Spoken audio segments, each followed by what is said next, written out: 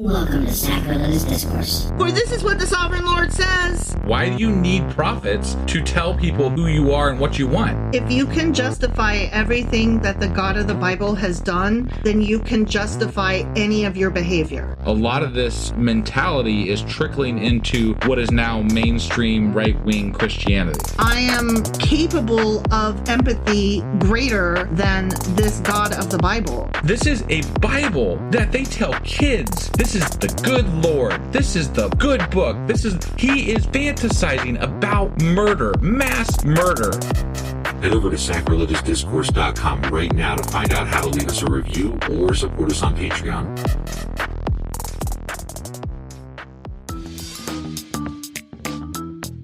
Hey there, sinners and saints. It's your favorite Bible-bashing duo from Sacrilegious Discourse, and we need your help. That's right, folks. We're raising funds for some heavenly equipment and a studio that doesn't sound like it's in the depths of hell. Our current setup, let's just say it's more apocalypse than audiophile. So if you want to hear us dissect the Bible without the background noise of demonic squirrels, chip in a few bucks. We're aiming for $5,000 to upgrade our audio and build a studio worthy of blasphemous banter.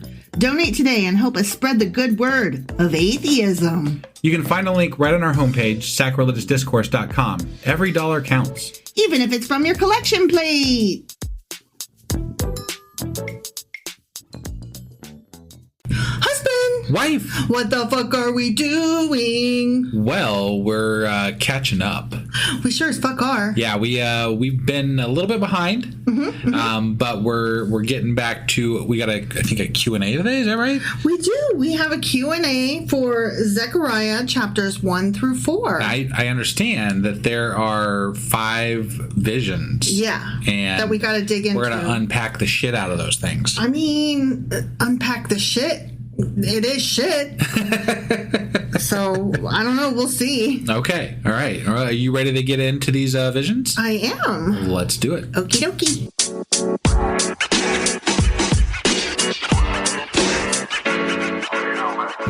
All right, we are getting into the first 4 chapters of Okay. Zechariah. Yeah. And I wasn't sure how I wanted to break this down, so bear with me. Sure. We're going to do like a little bit of summary because as I recall, and it's been a minute, we had like zero understanding of what the fuck was happening except for Zeki was having himself some wild ass maybe mushroom infused visions. I don't know. Yeah. Like he was like high off his balls. Right. Okay? Yeah. Or tripping balls. Is that how you say it? Yeah. Okay. Yeah. His balls, they were a tripping. Right. Yes. So because his balls hung low and they wobbled to and fro. They did. They did. Yeah.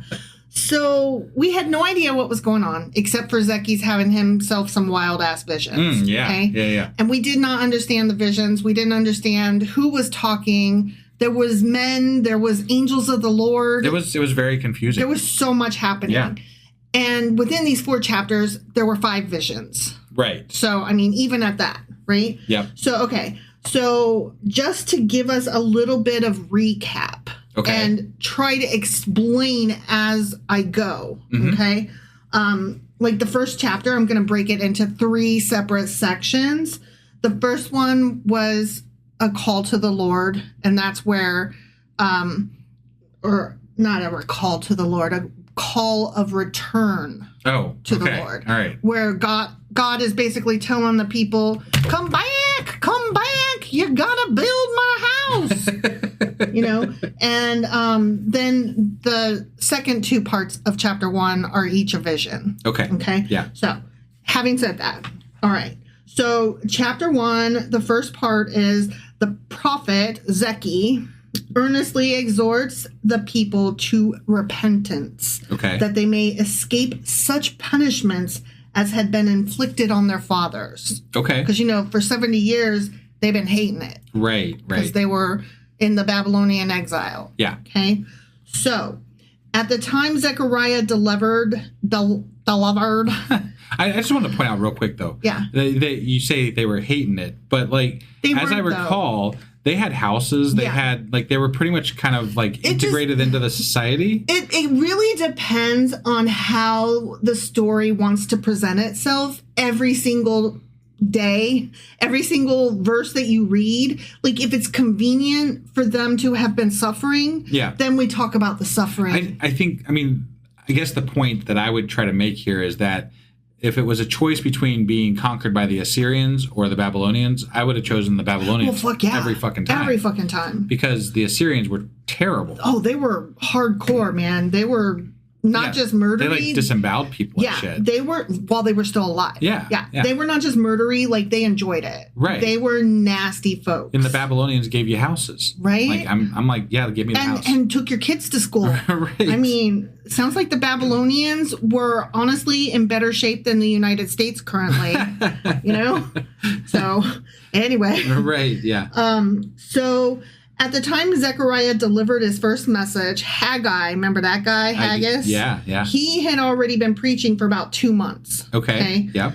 In his 2 recorded messages, remember Haggis only had 2 chapters. Right. Okay. Yes. Haggai had shown that all Israel's current difficulties were because of the people's selfishness and disobedience and failing to rebuild the temple. Right. Those bastards. But then we also read a little, like, side note, like, yeah, but also they had to, like, run everything through Babylon, and it was, like, a mess. And also they were being attacked by other it people. wasn't, like, just as easy as just, let's go build it. Like, God said build, but I just love my air conditioning. But and again, I'm just going to say this again, but God didn't say build. It was the prophets that said build. Well, they said build because God told them to. Right. But the people didn't hear God saying it. Right. They heard the prophets telling them God said it. Yes. So correct. There's a big difference. There is a big difference. And quite honestly, I don't understand believing somebody who says, hey, there's this sky daddy and he really wants us to get busy building. Well, and it's not just that, but, like, the prophets haven't always been known to agree with each other either. Like, we've talked about that multiple times because the prophets are like, don't listen to those other prophets because they're false prophets. And it's like, okay, but how the fuck do you know which ones are false and which ones are not? You know what? I'm going to go with they're all false. Right. Prove me wrong, right? I'm the prove me wrong guy when it comes to God and prophets. Right, yeah. Okay. So as a result of Haggai's preaching, the people stirred themselves and started to build again. Sure. Okay. Yeah. So that's where we are when we start Zechariah. Okay. Now I'm going to read verse 1 because it's relevant. Okay. Yeah. In the 8th month of the 2nd year of Darius, remember Darius the Great? Oh, yeah. He's so fucking great. Yeah. He made me come every time. He's great. The word of the Lord came to the prophet Zechariah, son of Berechiah, the son of Iddo. Remember, we had that whole, like, was it his dad or his granddad? Whatevs. Yeah, right. Okay, who cares? Yeah, it doesn't even matter. I sure as hell don't. No, I don't either. FYI, there are at least 27 different Zechariahs mentioned in the Bible, Jesus. as it was a common name in Old Testament times. That's way too many Zechariahs. I'm serious. Like, what? Like, y'all, come on. Be original. Yeah, okay? right. This particular Zechariah, though, he was mentioned in Ezra chapters 5 and 6. And I'm just going to read a couple of those verses because it's relevant. Okay. Yeah. So, Ezra chapter 5, verses 1 and 2. Now, Haggai the prophet and Zechariah the prophet, a descendant of Iddo, prophesied to the Jews in Judah and Jerusalem in the name of the God of Israel who was over them. Then Zerubbabel, son of Shealtiel, and Joshua, son of Josadak, set to work to rebuild the house of God in Jerusalem. And the prophets of God were with them, supporting them. Okay, so that was in Ezra? Okay. Ezra chapter 5. This is from Ezra chapter 6, verse 14. So the elders of the Jews continued to build and prosper under the preaching of Haggai the prophet and Zechariah, a descendant of Iddo. They finished building the temple according to the command of the God of Israel and the decrees of Cyrus, Darius, and Artaxerxes, kings of Persia. Okay. So I thought it was really interesting, you know? Like, I forgot that we read those, but I do remember when we read them at the time, I was like, I think these guys are going to come up again, but I can't be bothered because there's too many names already. Right. And so like now we're on the other side of that, and it's like, oh yeah. So Zechariah served the Lord in the years after the remnant returned from the 70-year Babylonian exile. Sure. His prophetic career began in the reign of Darius, the ruler of the Medes and Persians. Okay. The timing of Zechariah's prophecy sets it 2 months after Haggai's first prophecy, and within a month after another prophecy of Haggai. So we're talking sometime between like October and November of 520 BCE. Got it. Okay. So Zechariah joins Haggai in the preaching. So they're both like holding hands and skipping and playing like hopscotch and jump rope. And they're like, 1, 2, 3, build with me. Except I'm not building. It's only for the builders. Right. Yeah. Because these dudes ain't building. Right. They just lay around and wait for God to talk to them. Mm-hmm. And they can't get their hands dirty. They got them special God hands. So they recall that disobedience to the prophets of former times had led to hardship and finally to captivity. So they're out there like, remember how you were just captured for 70 years? And remember prior to that when everything sucked all the time always? Mm-hmm. Because we sucked all the time always. And God was so mad. So we just have to be good now. Okay. I see. We have to build, etc. Yeah. Okay. I mean, that sounds like a sales pitch, but hey, you know, whatever. Sure, totally. So Zechariah begins his prophecy with a call to repentance and a call that remembers the poor spiritual heritage of Israel and Judah. The sin of their fathers doomed the nation to exile, and Zechariah warns the people to remember that the same thing could happen to them. So he's like, don't fuck this up. We literally just got out of Babylon. Right. And we're free and we can build and shit. So, like, don't fuck this up. Okay? I think my question would be, as a person trying to worship this God or not, whatever, would be, why do the people that don't worship him at all get a pass and we don't? Because they are not chosen and you are. I don't give a fuck. But like, you're Jewish, so yes, you do. So basically, I would have it easier if I wasn't Jewish. Is that Correct. What you're telling me? Yes, and that is what many Jewish peoples have complained about over the years. Right, yeah. It sucks to be chosen. They're like, I wish I wasn't chosen. Right. How about if you don't choose me? Yeah. Like, awesome. So the people should therefore learn from their forefathers' experiences and take notice of the words of the prophets. This means not simply that they must rebuild the temple. Like, that's the checking the box thing. That's going through the motions. Right. More importantly, they must acknowledge their sin, accept God's discipline, turn from their disobedience, and begin a new life of devotion to God. So don't just go to church on every Sunday. Like, really mean it. Right. Okay? Yeah. So Zechariah encouraged God's people to not only rebuild the temple, which was the emphasis of his contemporary prophet Haggai.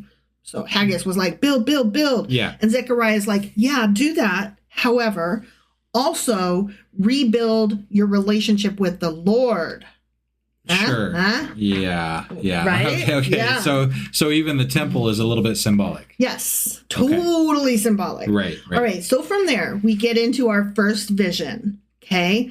This is the vision of the horses and the myrtle trees. Remember all that? Somewhat, yes. Okay.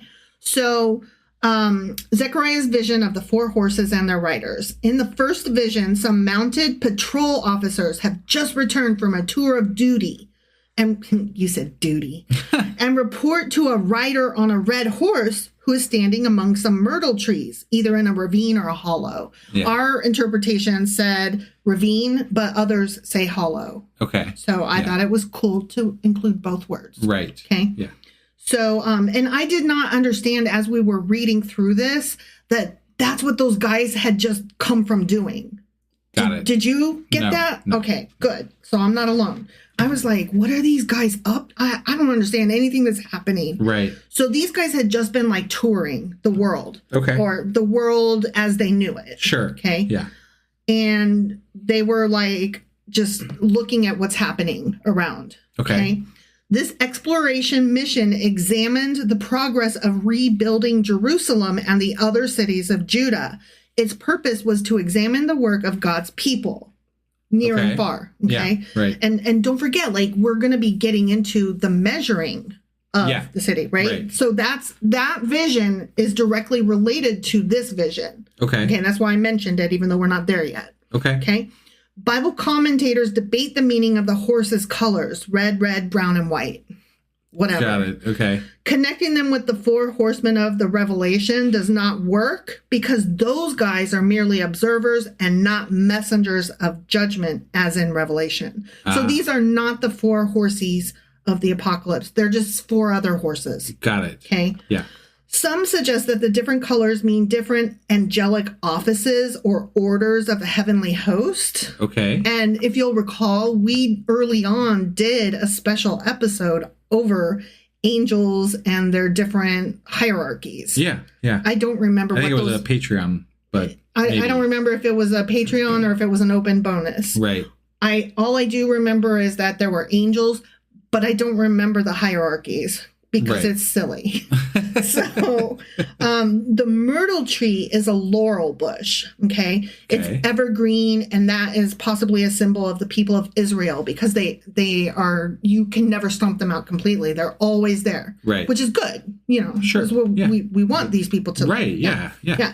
So, ever living. Okay. Right. The vision of horses among 2 myrtle trees represents watchful heavenly spirits keeping watch on earth. Okay. So, I mean, if that's what you say, I guess. Like, whatever.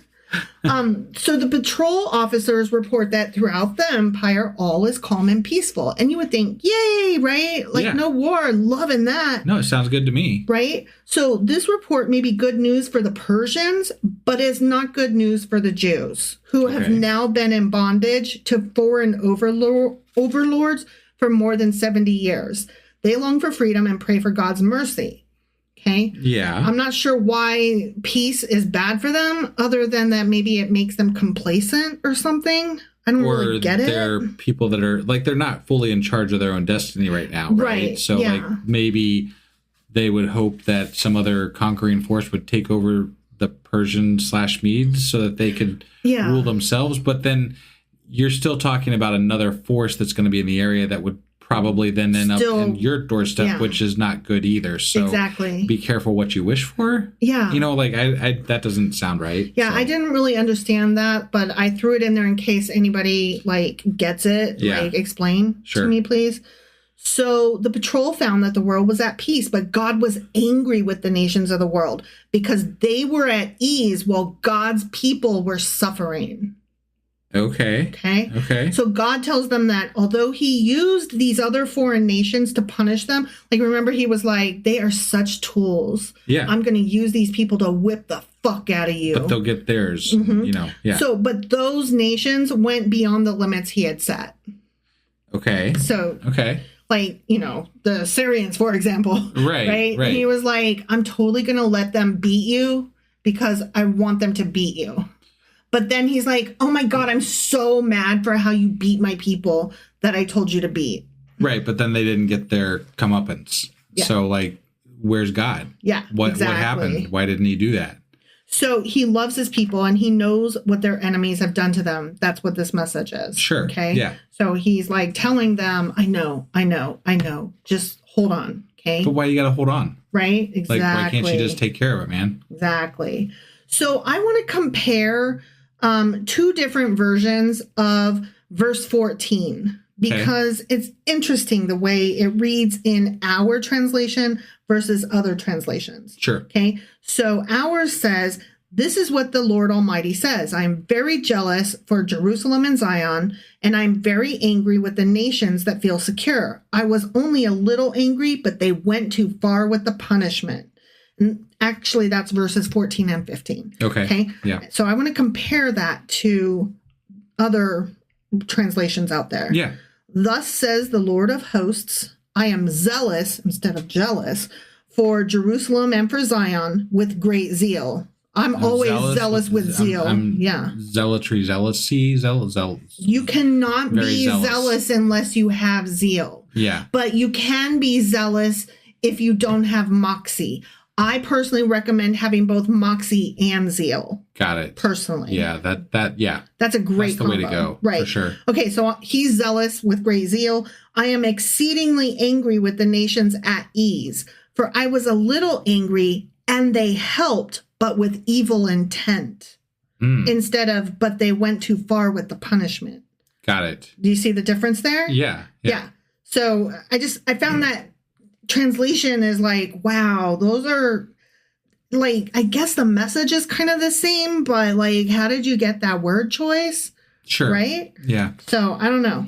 Well, I mean, I think a lot of the translations of the Bible are whoever is translating it, kind of the message that they're wanting to convey gets slightly tweaked here or there. Sure. And, to me, evil sounds much more sinister than they went a little too far type thing. Yeah. They went too far with their punishment. And they helped, but with evil intent. Right. Like, yikes. Yeah.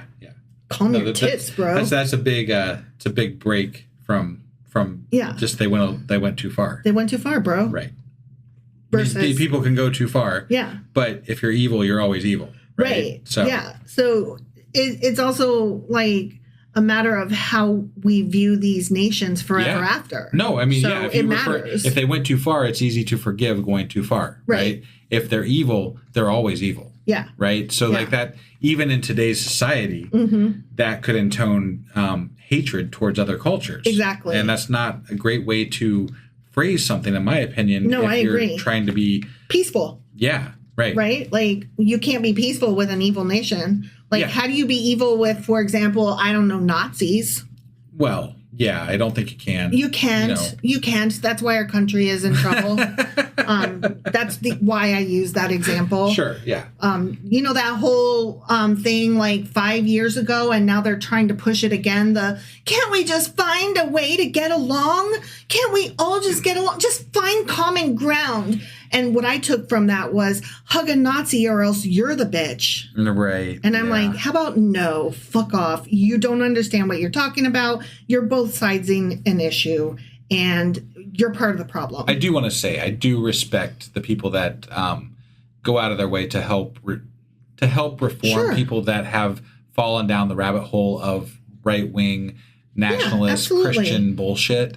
There are people working towards those things, and I do respect that. I think that is a very valuable and wonderful thing that they are doing. I don't like being told that I'm a bitch because I'm not doing it. Well, and I think more importantly, as a collective and as a force of, a force that we have to deal with in our country, it's impossible to collectively deal with them individually. Right. They are absolutely a political force in our country right now. Yes. And that's something that has to be reckoned with in more than just a individual reforming way. Right. And it's good to have that going on, but we need to do more.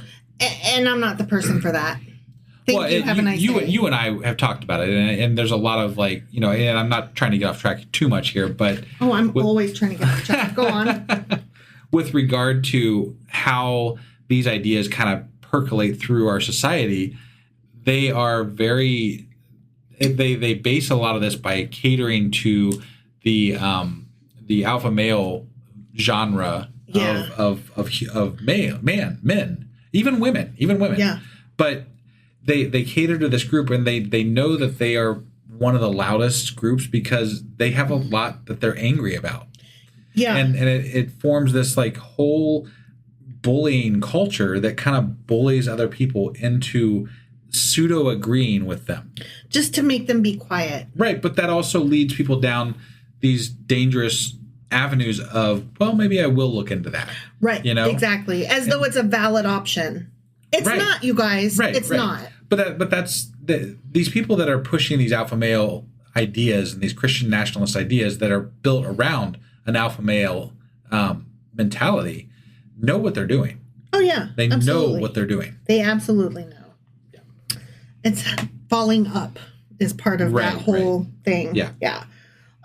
So anyway, he's like, those people were total tools and now I hate them, but don't worry about it. I got you. Got it. Okay. Yeah. So therefore, he will now turn and help Israel again. Isn't that exciting? Yeah. And so the temple's going to get finished and the city will be rebuilt. Hey, that's fantastic. It will be made prosperous once more. Awesome. Good to hear. Yeah.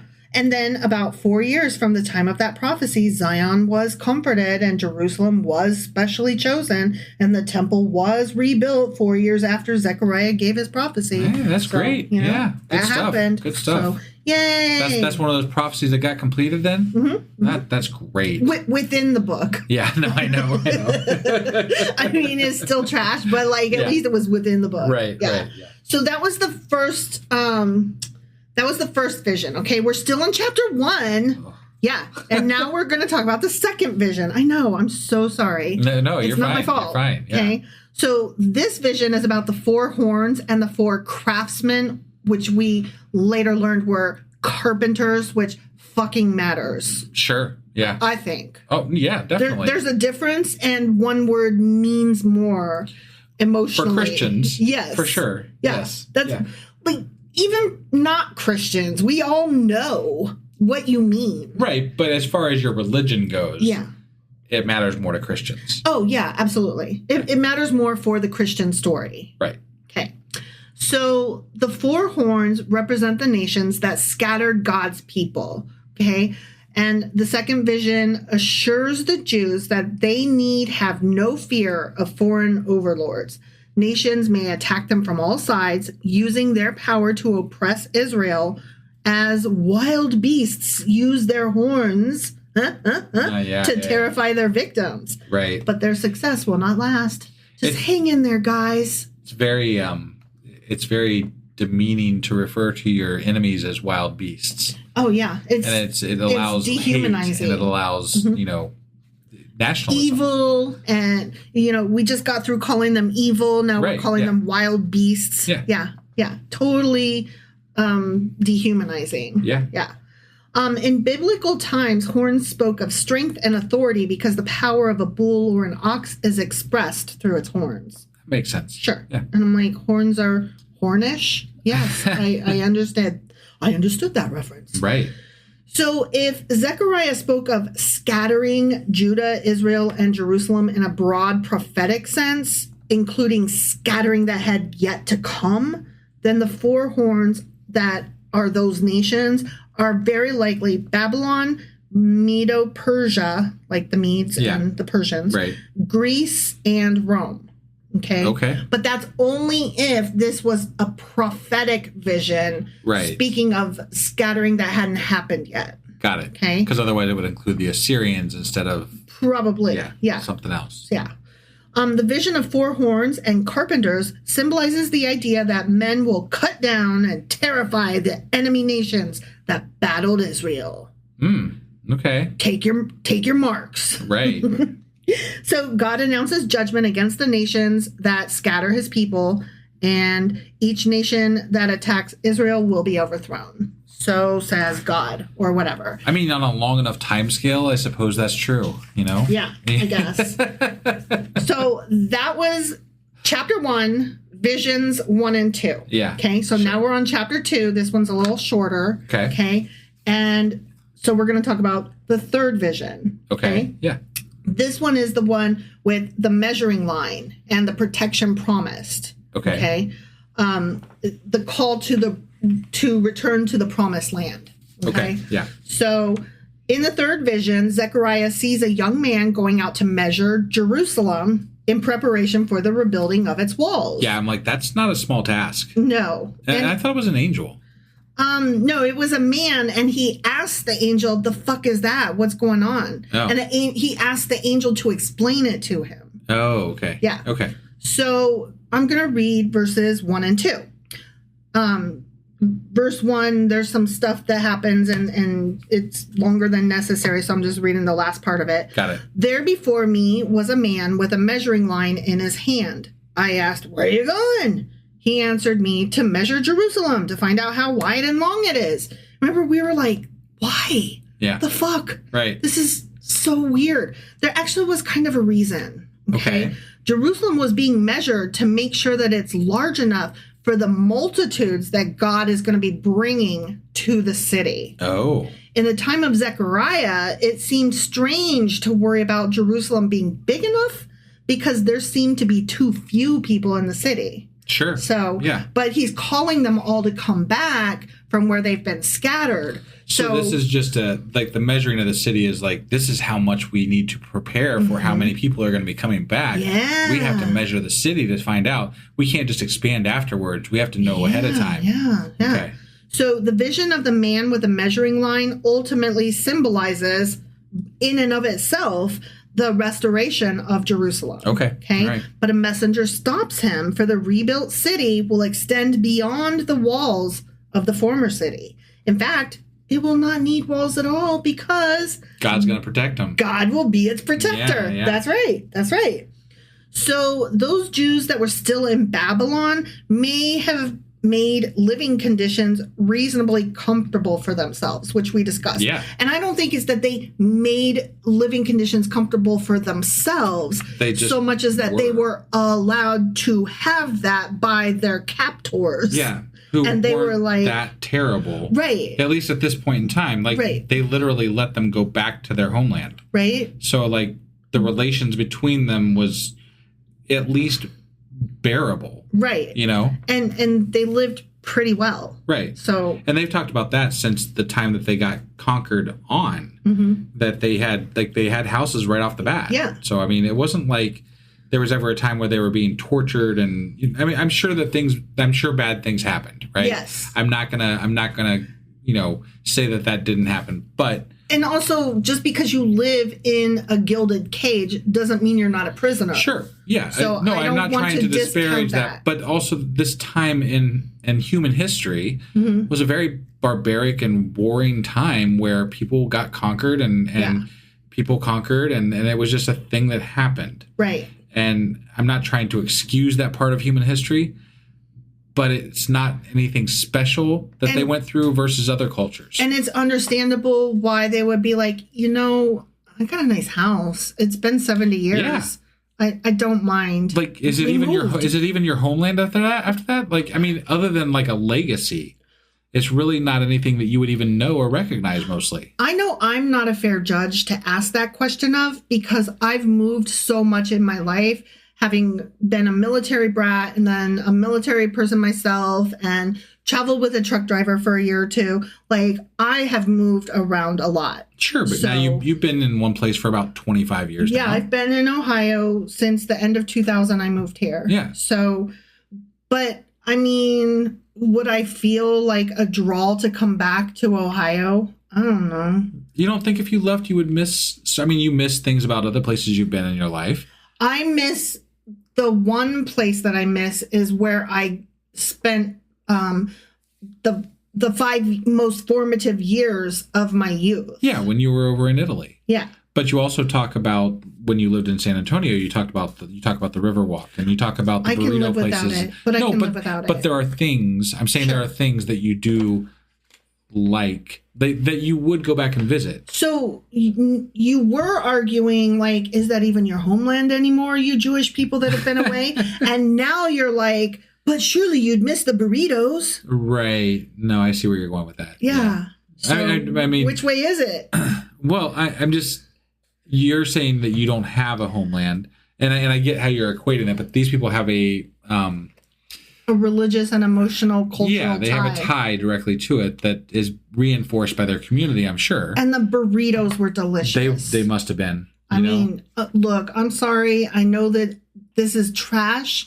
You can at me all you want, okay? Yeah. But Taco Cabana slaps. I don't fucking care. I've never had it, so I can't say anything. You've never been to Texas, but yeah, it's completely obnoxious. Like, it's bright pink and turquoise, like Barbie colors is their entire like logo and like the way the walls are painted and everything. I feel like the first place you would have us visit if I went down to Texas with you would be Taco Cabana. Yeah, when my sister and I drove from Ohio to San Antonio, which is no small feat, I will have you know. Right. The second that we got into San Antonio, that was the first thing we looked for where is the nearest Taco Cabana to our hotel. Yeah. We literally ate breakfast there every morning the whole time we were there. And I mean, we were there only like a week, maybe, if that. I don't know. It was for our grandmother's funeral and stuff like that. Right. So I don't remember. It was less than a week, but every day that we were there, we ate breakfast at Taco Cabana. Right. So, but I'm not trying to say I love San Antonio or Texas, but goddamn, I wish that we had a Taco Cabana up here in Ohio. Just saying. Yeah. I mean, they could put one just like right by our house and they'd do fine. It's their salsa. It's their salsa. It's their salsa. Yeah. I can't speak to it. But. You know what? It's their meat and their tortillas. My God. This is like an ad break. Yeah, I'm sorry. Like, and here's the thing, though. Like, I know that everybody listening to this that lives in San Antonio, I know you know what I'm talking about. And I know that you are like, oh my God, really? Really? Because it's kind of like the Starbucks of the area. There's like one on every corner. Right, but you moved away. Right. Yeah. So I don't have that Tim Hortons taco. Right. You know what I mean? Yeah. So, yeah. I'm just saying, like, I recognize that there are people in San Antonio that are like, for real, I can't with you right now. So, apologies, but sorry, not sorry. Right. You know, I be how I be. Right. All right. So, anyways. Back to God. Back to God. Yeah. And so these people are like, I don't know if I want to go home. And, you know, it's kind of cool where I'm at here. Yeah, I don't blame them. Yeah, I don't either. But they should be aware of becoming too settled. Oh. After 70 years. They were supposed to live on their toes. Like, dude, it's already too late. We done settled. I mean... Can you imagine being told, hey, your God wants you to uproot your entire fucking life. I know you're comfortable and all, but you need to, like, leave that all behind and come over here and rebuild everything. Yeah. And you're like, wait... you can look, I know my parents signed up for this, but like I didn't sign up for it, man. No, I'm out. I'm done. I'm out. Yeah. It kind of makes me think of you know how we're always watching Star Trek shows. Yeah. And right now how we're in Voyager. Yeah. And how the Doctor went through this time like dilation thing where the planet he was on for like every second that he was there, so many years passed or whatever. Right. So he was there for 3 years waiting for them to come back for him. And in that time, he married and had a child. I'm still trying to work out how he had a child. I want to know how a hologram has fucking working sperm. I mean, we talked about it. Maybe maybe it was adopted, or maybe the woman he was with was already pregnant when they got together. But he named that kid Jason, right? Which was an unusual. Like they specifically commented that it was an unusual name, which means that name meant something to him that he was allowed to name this child. Right. So yeah, either he adopted his girlfriend's baby or. They adopted one together. I don't know. Right. And why the name Jason? I don't know. Like, where did that come from? Who is Jason on the show? Like, we don't even know it. All I'm saying is, like, he was only there for 3 years. These people were there 70 years, and they're expected to be on their toes the whole time. Whereas the Doctor was like, it's been a minute. Oh, I'm going to get married and have a kid now. Right. 3 years was all it took for him to settle. So that's the comparison I'm trying to make. Yeah. Okay. Yeah. So I'm going to read verse 6 and 7. Okay. Yeah. Come, flee from the north, declares the Lord, for I have scattered you to the four winds of heaven, declares the Lord. Okay. Come, Zion, escape, you who live in daughter Babylon. Daughter Babylon. That's, you know. Yeah. That doesn't sound so bad. No, she's right. Right. So in Zechariah's day, few of these people who were carried into captivity in the Babylonian Empire returned to the promised land when they were allowed to, which is why the Lord exhorted his people to return to the land he gave them. So, like, they were not excited to go back. They were like, no, I'm good. Yeah. And so, like, all these prophets are like, no, but God wants you to. Real bad. Well, because we've talked about this many, many times, but like if the prophets and the governors don't have people to lead, they don't have power. Yeah. Right? So it makes sense for them to be pushing for this and using God as an excuse. Well, yeah, because how else are they going to get coins and goats? Right. Who's going to give that to them for free? Yeah, this is just building their fucking base. That's all they're doing. They're just getting the grift on. I mean, that's all it feels like the whole time that we've been reading this. Yeah, you know? exactly. So most of the exiles were super comfy in Babylon and refused to endure the challenge to build a work of God. They were like, fuck that. Don't blame them. They were like, have fun with that temple over there. I'm good. Right. Yeah. So there were reasons for rejoicing, though, because guess what? What? God promises to protect his precious people that he fucked for years. Yeah, like, what kind of fucking promise is that? You've done that so many goddamn times. I can't even count at this point. He's always making promises, and then he's like, psych. Right? So they should return to Jerusalem as quickly as possible, both to enjoy its blessings and to avoid the punishment that is about to fall on their captors. Okay, so here's verse 9, still in chapter 2. Sure, okay? yeah. I will surely raise my hand against them so that their slaves will plunder them. Yeah. Okay. Like, right. God promises that those who enslaved the people of God would become spoil for the restored people of God. The enslavers would become the enslaved because we love retribution and getting even and vengefulness. Like, we love all of that, right? And condoning slavery, apparently. Yes, very exciting. Regardless of what the reasoning is behind it, you're still condoning it. Look, this God is still condoning it. This is one of those times when, honestly, I don't fucking care who started it. Right? Yeah. I'm ending it. Okay. Yeah, right. Like, that's what my mom used to say when we were fighting, and when me and my sister were like fighting. Yeah. And like, sometimes it does matter, and I wish that she had like actually interceded more to like get down to the nitty gritty of who did start it. Right. But slavery is an issue where I don't fucking care. Stop telling me, but they did it first. Yeah. Well, they sold them to us, so it's fine. Don't do it anymore. Period. I don't care. The end. Yeah. I mean, look, and I don't want to say, I'm talking to slavers. When I say, I don't fucking care, stop. When I say I don't care, I totally care. Anybody who is listening to this and is descended from slaves, of course I care. Right. That is why I am telling them, the slavers, I don't fucking care. Stop. Yeah. Okay? Like, I don't want to, like, be sounding like I don't care to people who are descended from slaves. Right. Okay. Sorry. Okay. So anyway, God gives further encouragement to those working on the temple by assuring them that it will be the means by which he dwells among his people again. Citizens of other nations will renounce their gods and come to join with Israel as the people of God. And it's going to be so fucking exciting. Okay, so the first 3 visions that we have just read, they are largely messages of encouragement to the builders.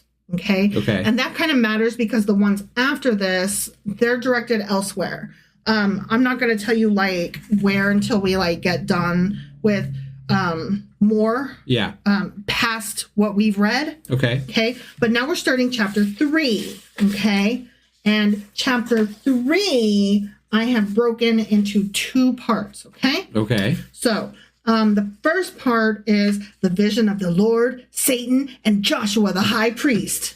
And the second part is God's message to Joshua, the high priest. Okay. So we're getting into our 4th vision. Okay. Are you ready? Is there rebuking in this one? There is rebuking. I did not write that because I knew I could not get through it without cracking up. Right. Like, whatever. Yeah. So the angel... Wife, I rebuke you. You do not rebuke me. No, I don't. Sir. I don't.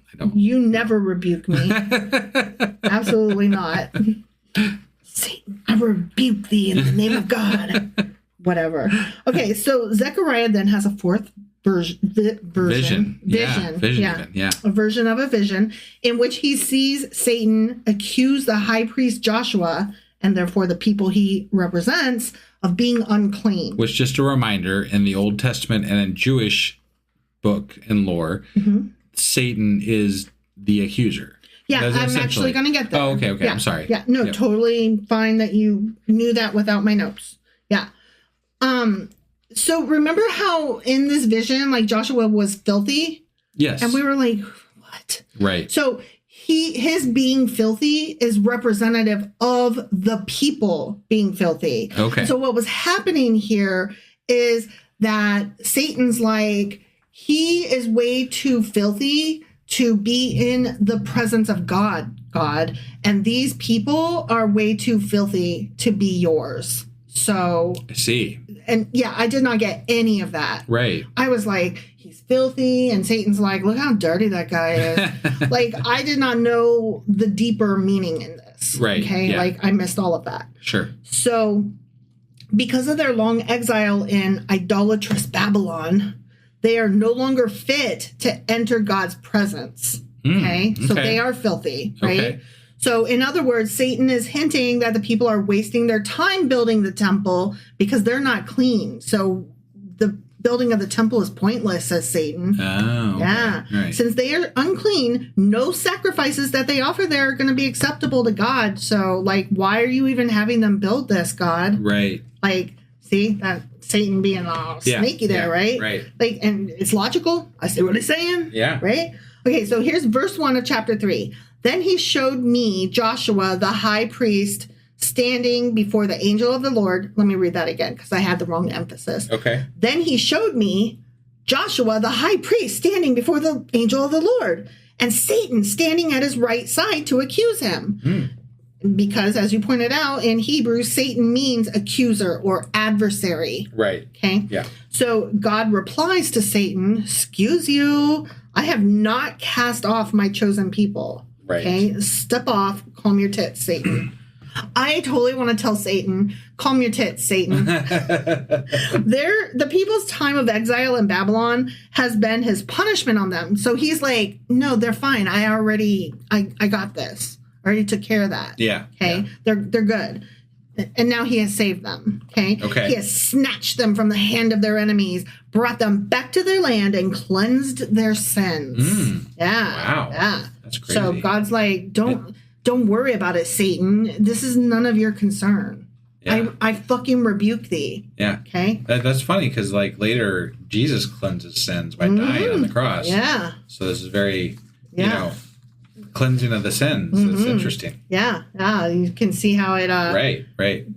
You can see how somebody read this and was like, I like that bit. Right. No, I reckon. Yeah. Like this whole book so far, there's like all these like, oh, Jesus is in that bit. But it's not, sort of like the idea of Jesus. It's not that Jesus is in that bit so much as that you're like, oh, that's where they got that Jesus-y bit from. Okay. Right. Okay. Right. You can totally see how the Old Testament influenced the writing of the New Testament, even though we haven't read it yet. Absolutely. Yeah. Yeah. So that's kind of amazing. Well, and I can also see how you can tie it, like if you pick and choose and cherry pick, right? Yeah. You can take bits of the Old Testament and tie it in with things from the New Testament, and you quote one thing, like you quote one verse from the Old Testament, and you're like, see how this ties into here? Yeah. But you're quoting it out of context and without any information about it, Right. So like, yes, you can tie things in and you can make them fit for more reasons than one, because Christianity took the Old Testament and built their version of the religion around the prophecies from the Old Testament. Yep. And also, if you take anything out of context, you can make it fit whatever you want. So just, sorry, I just had to say that. You're not wrong. So I'm going to read verse 2 now. I know we're moving right along through this fucking chapter, right? Yeah. But this is the one where he gets called a brand or like a burning something or other. Okay. And we're like, the fuck? What? Sure. Like, this whole chapter was so confusing. Yeah. Actually, all of these chapters were confusing. It's true. So I appreciated preparing the notes for this because literally I did not get any of this from what we were reading. So, all right. Verse 2, our translation reads, ... is not this man a burning stick snatched from the fire?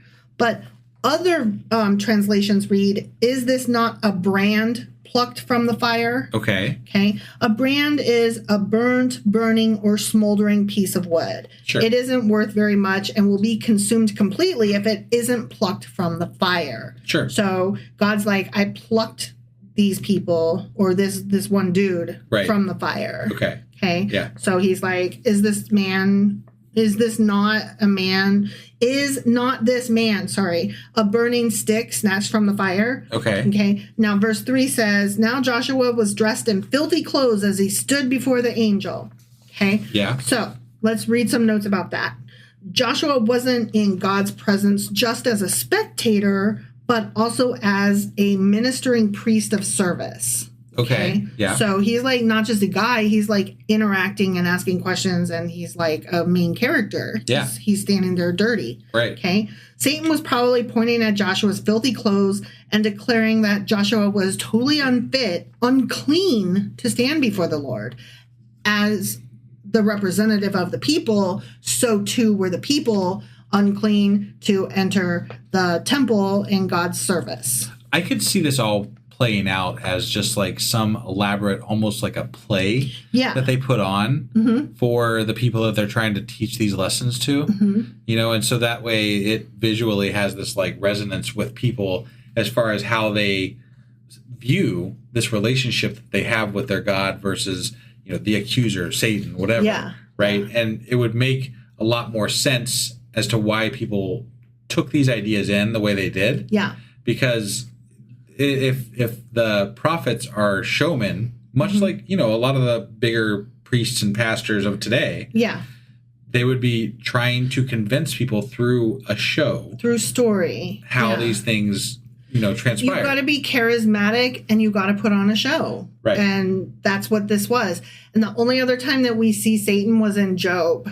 And it was the same fucking thing. Right. It was the conversation about man right in front of man. Right. Yeah. So, FYI, the Hebrew word for filthy is the strongest expression in the Hebrew language for filth of the most vile and loathsome character. Oh, okay. So all when right. Satan's like, he filthy. That's strong words. Yeah. He's not just saying like, do dirty and kind of stink a bit. He's saying he is the worst of the worst, the lowest of the low. He's got shit on his face and on his soul. Okay. Yeah. So Joshua's filthy clothes were symbolic of his iniquities and thus symbolic of the people's iniquities on a larger basis. And like I said, I got none of this from reading it, but now it makes so much better sense. Yeah. Okay. So the vision of the cleansing of Joshua and his filthy garments symbolizes restoration of the people, forgiveness. Sure. Okay. So Joshua's iniquity is removed and he is given clean garments. Now he's going to go set up the temple and its priesthood for them once again. Yay! Okay, now verse 5 says, then I said, put a clean turban on his head. Yeah, remember, that was really what? weird, right? Like, that's out of the blue and odd. Yeah. So apparently the turban was part of the high priest's garments. Oh. And on the front, it had a gold plate inscribed with the phrase, holiness to the Lord. And that was actually apparently discussed in the book of Exodus. Huh. Which I don't recall. I do recall them talking about the priest's garments. Yeah. Like there was the whole pomegranates and there was a lot of things that I do recall. The Thummim and the Thurman. Right, yeah. The there was like Durman and the Thummim. They had some specific colors that they utilized and different things like that. But I don't recall I don't plate recall the on turban. I don't recall the turban or the plate on the turban. Right. But apparently there was a big old hat thing and a plaque on it. Yeah. Okay. Those religious people love their hats. They fucking do, right? You know? I mean, look, if I gotta be religious, I want a hat. You know? I mean, but a cool hat, not just like a baseball hat. Right. Like, witches got pointy round hats, right? Sure. Like, everybody's got hats. I mean, the Pope, for God's sakes. Oh, Jesus. That is quite the That hat. guy's got a hat. I will tell you. Dr. Seuss hats. Right? They are tall. Yeah. Yeah. I need a hat if I'm going to go to church. That's all I'm saying. So you cannot get me into a church unless there's a hat involved. Got it. Okay? Yeah. Yeah. All right. So carrying on, we're still in chapter 3. Okay. Mm-hmm. And the rest of this is God's message to Joshua the high priest. Okay. All right. So there's a personal admonishment and a promise to Joshua. Joshua and his fellow priests are warned to be faithful to God in carrying out their duties in the new temple, he said duty, that God will put in their care. So he's like, I'm telling you what to do with this temple. Now listen, take note. Yeah. Okay. And Joshua will then be able to enter the presence of God without fear of Satan's accusations.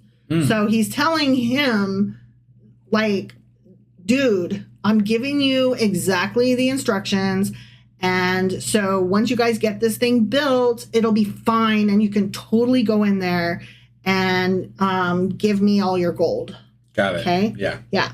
So the reestablishment of the Israelite priesthood is a further sign to assure the people that their Messiah will come. Because, they are very, like, there's going to be a Messiah coming someday. Right. That's very awesome for them. Apparently. Okay? Yeah. Yep. Okay, so verse 8 reads, "Listen, high priest Joshua, you and your associates seated before you who are men symbolic of things to come. I am going to bring my servant, the branch." Okay. So the term branch is used several times as a title for the Messiah. I don't recall it, but apparently it happened twice in the book of Isaiah and twice in the book of Jeremiah. Okay. Our translation may have said something different. Is that why some people think that the branch that Moses beat the rock with was symbolic of something too? Maybe. I have no idea. Okay. But the branch is associated with fruitfulness and life, and so maybe Moses's stick represented something along depending on who you ask, maybe. I don't know that that's the case. I mean, they're always talking about wood and branches and trees and bushes. Yeah. So who could fucking know, right? Right. Yeah. A specially engraved stone is to be set in the temple as a reminder of what the Messiah will do. He will cleanse the land of sin and bring in a new era of contentment and prosperity. So verse 9 says, "See the stone I have set in front of Joshua. There are 7 eyes on that one stone. Yeah, that was weird. And I will engrave an inscription on it, says the Lord Almighty." It's a good thing Moses isn't around anymore because, he had to stay up there for 40 days for him to engrave something. They had to go back for 40 more because he broke the first one. Yeah. And he's just going to let this guy not go up a mountain. He's just going to engrave it. He's like, here, hold here's this. a rock. It's engraved. Hold this. Yeah. So on that one stone, I will engrave it, and I will remove the sin of this land in a single day. Wow. Right? Wow. Yeah. It's crazy. Moses is jealous. Right? Fuck. Yeah. Yeah. So just in case a branch seems weak, God gives another symbol, a stone engraved with 7 eyes. That does it. Right there. That seals the deal. He wasn't sure that the branch was going to do it. So he's like, here's a rock with 7 eyes on it. I'll tell you what. If I see a rock with literally 7 eyes on it, that's a pretty strong sign of things. You mean actual eyes or engraved eyes? Oh, actual eyes. Well, these are just engraved eyes. Oh, well, that's bullshit. Yeah. I mean, it literally says, I'm going to engrave. No, I thought he was engraving the words. I thought the eyes were eyes, No. Oh, okay. No. All right. So, no, it's a stone engraved with 7 eyes. Okay. The stone itself was probably a ceremonial object or a cornerstone, something meant to symbolize strength, foundation, or authority. It is used here as a metaphor for something or someone unshakable. Oh, okay. Someone. Yeah. So God places the stone in front of Joshua, the high priest, implying that the foundation being laid, whether spiritual or tangible, is divine.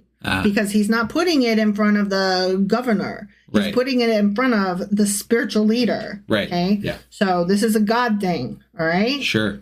So eyes are generally symbolic of perception, knowledge, awareness, that kind of thing, education. Yeah. It reflects how the people took in information. Okay. Why 7 of them, though, right? Yeah. We actually did a numerology thingamabobber early on. The number 7 in Hebrew literature means completeness, perfection, and totality, that kind of thing. Yeah. Think 7 days of creation, 7 days in a week, that kind of thing. There was definitely reiterating themes of numbers throughout the Old Testament. 77. And 40. Yeah. And 40. Right. Yeah. 7 and 40. Yeah. So 7 eyes means complete and perfect understanding. Okay. Yeah. And that indicates that the coming messianic figure is wise and all-seeing. Whoever it might be. Whoever that Messiah is. We're not hedging any bets here. We're not saying who it's going to be. I don't know anything about that. It might or might not happen, Yeah. in the near future, or, I don't know anything about it. Who knows? That's not mine to know. Right. Nope. All right. So we are now done with the first 3 chapters.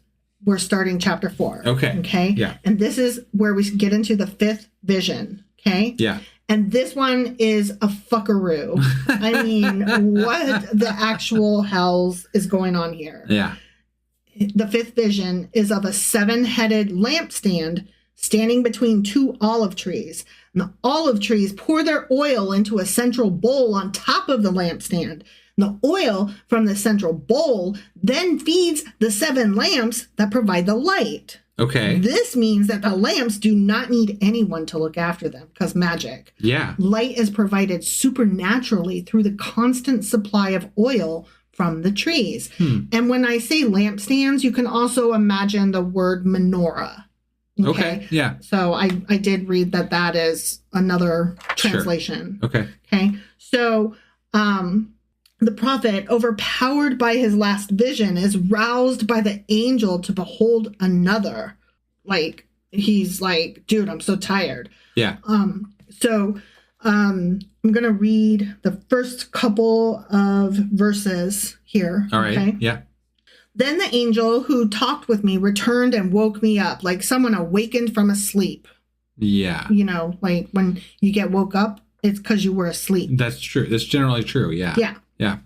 So apparently he's going to go on to have 8 total visions, of which this is the 5th, okay? Yeah. Okay. And apparently all 8 of these visions came in a single night. Wow. So it appears that Zechariah, wearied by the excessive excitement of all of these visions that are happening, Yeah. he had fallen asleep.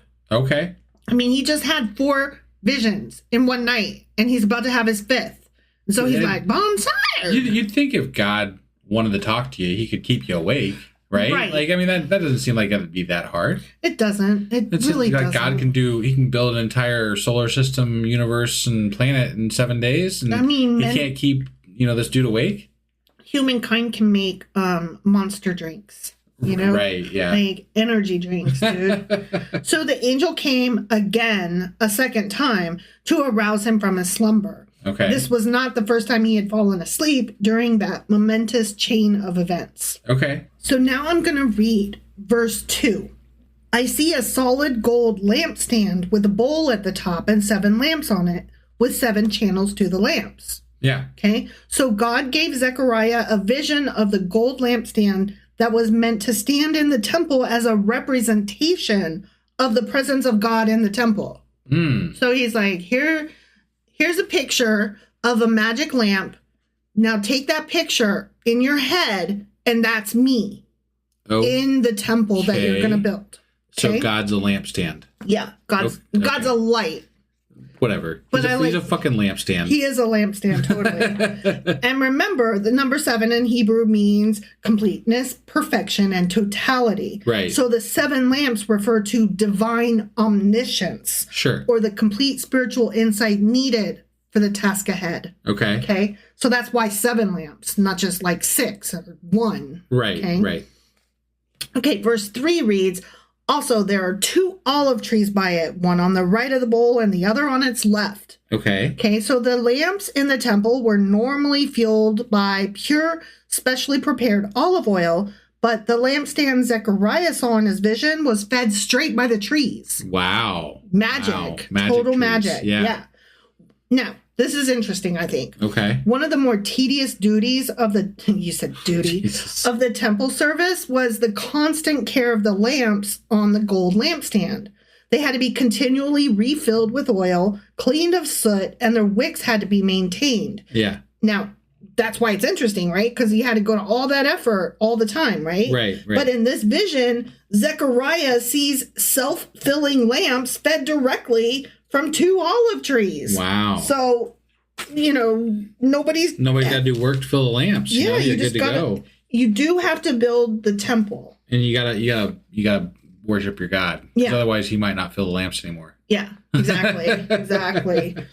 Among other things that he might do. Right. Yeah. Yeah. He's such a dick. He really is. So Zechariah asked for an explanation of the vision because he's not the only one that's confused. Yeah, he's I mean, it's no wonder we were confused if Zechariah doesn't even fucking know. Exactly. I mean, he had to ask an angel of the Lord. All we have is some people that have been studying this shit for years and put it on the internet. Right, yeah. You know? Yeah. All right. So the meaning of the vision.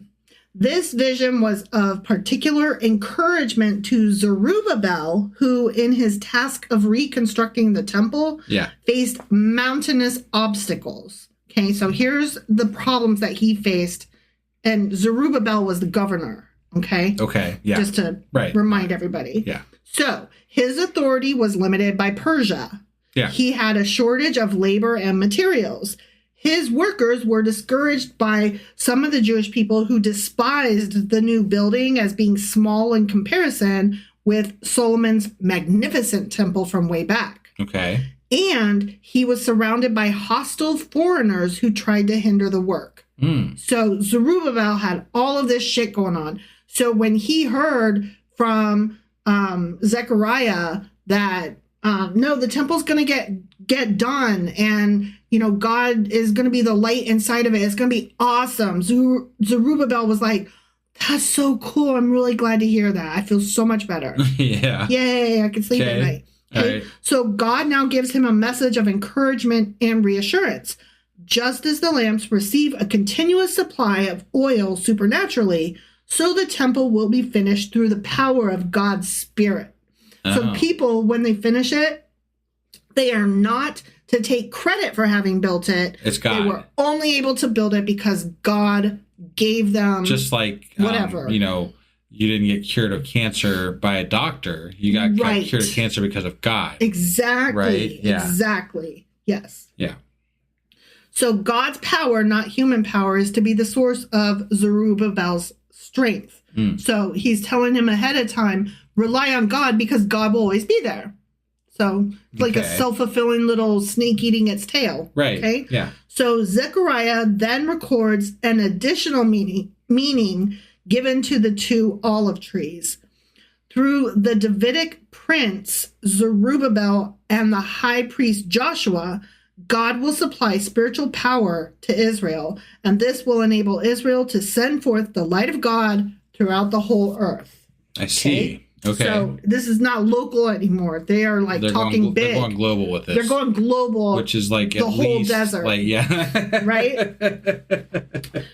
So the vision was intended to assure the Jews of the success of Joshua and Zerubbabel in building the temple. Okay. All right. So verse 7 of chapter 4 reads, "What are you, mighty mountain?" And we were like, the fuck? Why is he calling him that? Weird? Right. Yeah. Wait, yeah, mountain? Remember? Yeah. Yeah. So, sorry, to continue reading that. "What are you, mighty mountain?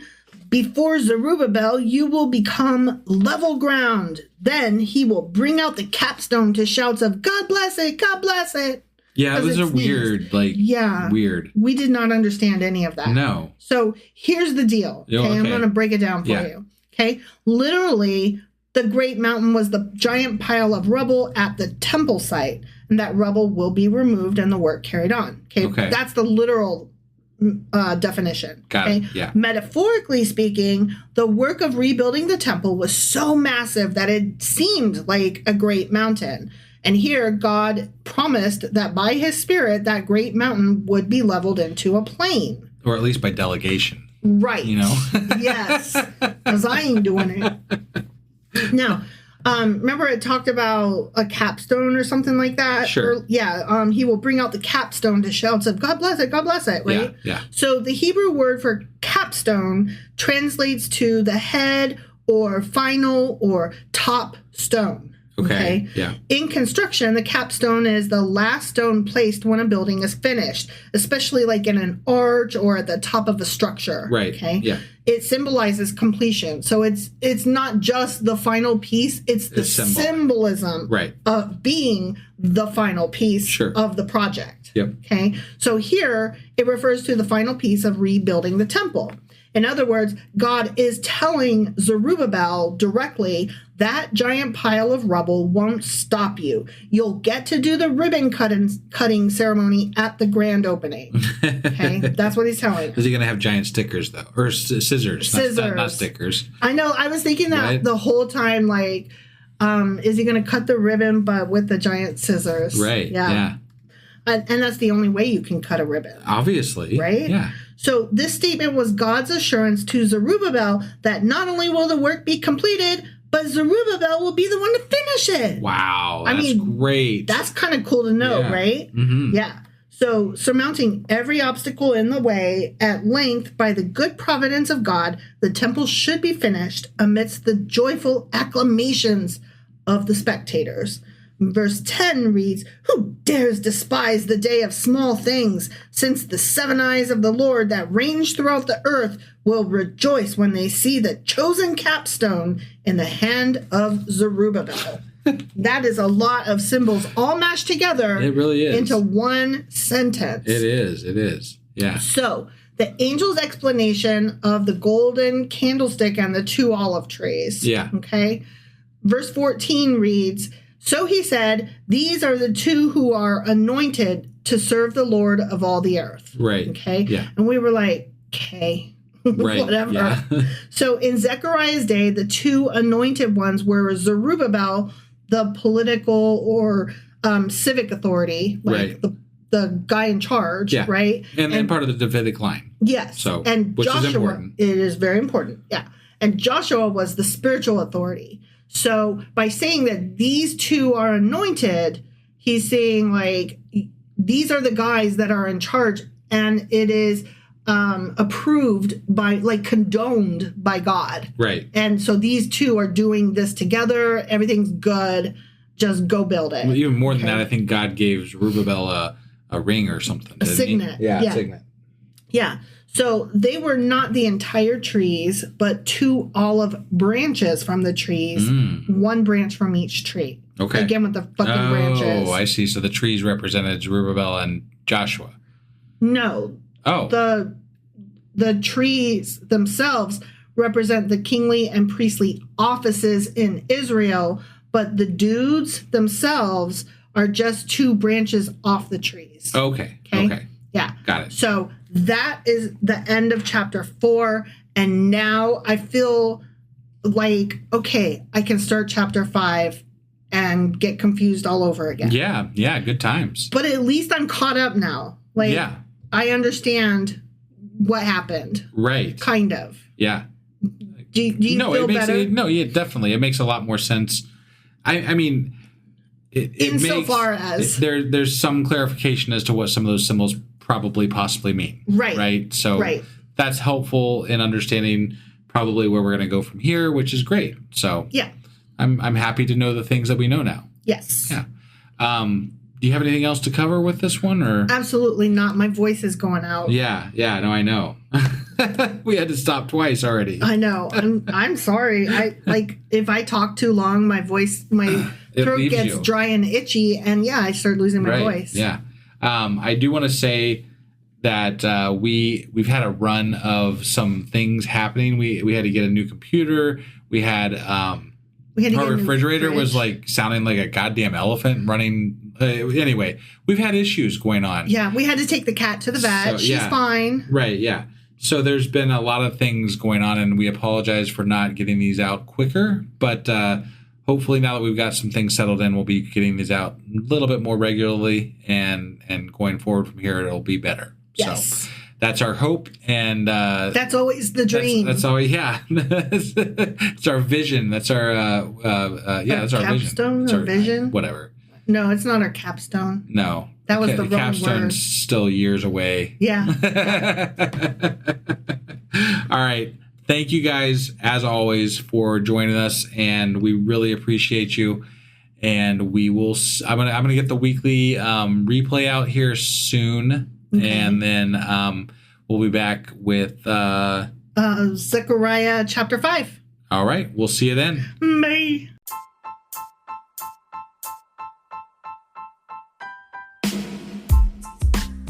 Hey, wife, I guess that's the end? But husband, that's just sad. It doesn't have to be. We are on lots of social media platforms like Twitter. Our handle there is sacrilegious_D. For D's nuts. Oh my God.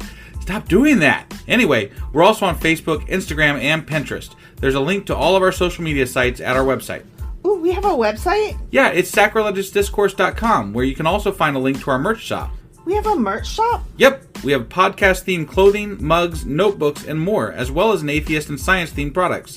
Wow, our fans should really go check that out right now. Definitely. They can get in touch with us by sending an email to sacrilegiousdiscourse@gmail.com. But before they do that, we could really use some help. Oh yeah? With what?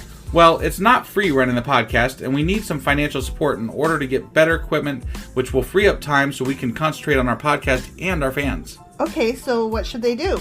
Head over to patreon.com/sacrilegious discourse and sign up as a contributor on our podcast. Supporters there receive additional bi-weekly episodes that we record just for our Patreon members for as little as $2 a month. Also, we'd really appreciate it if you would like and subscribe on whatever platform you're using. And Apple Podcast reviews help us out tremendously. Like and subscribe. Leave an Apple review. Join us on Twitter. Support us on Patreon. That's a lot of instructions. Don't forget to say thanks. Thanks. Okay, bye.